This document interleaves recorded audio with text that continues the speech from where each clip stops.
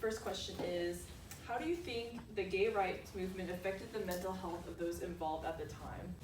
The stress and all the complication. Right, Yeah. right. Well, he mentioned his previous Partners. Right, They all yes, died. right. That So this is a question about HIV. So how do you think this movement affected those afflicted with HIV in the LGBTQ community? Can you guys kind of connect like how having HIV can affect your mental health and because of the stigma around it?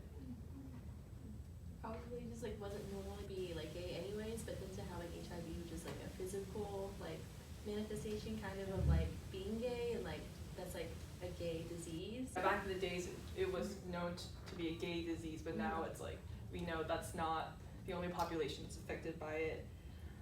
And how does that make you feel that people with HIV is affected like this and they're treated this way? Especially for the people that were still in the closet just about their sexuality and sexual preferences, they wouldn't speak out about that.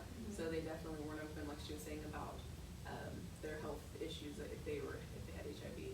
So with them being able to show that they are supported in politics in their town and in their state, that probably opened the door for them to get better health care. Right. What have you learned regarding the intersection of mental and physical health after watching this film? I think they go hand in hand because just like in the movie, we saw like people struggling with their mental health, and like that has got to like the fact that they weren't accepted at this time, like that brings a lot of stress on you. Like we know that stress like affects your physical health, and so especially if you're dealing with HIV or AIDS, like that's going to really affect your healing, because if you already have a lowered immune system, like that stress isn't going to help. Right. This is like seeking out for help, like you like don't feel accepted, and so you're scared to go to a doctor so that you'll be judged, and like you don't get treatment for that you ultimately need. Right. How does this understanding carry over to modern day in your role as a student pharmacist?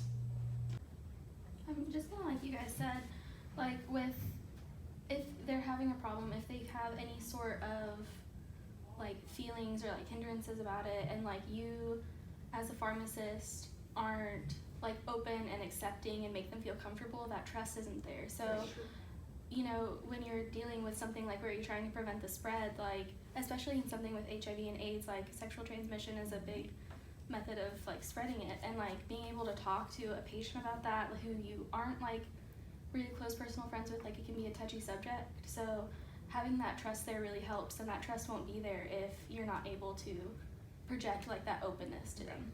Right.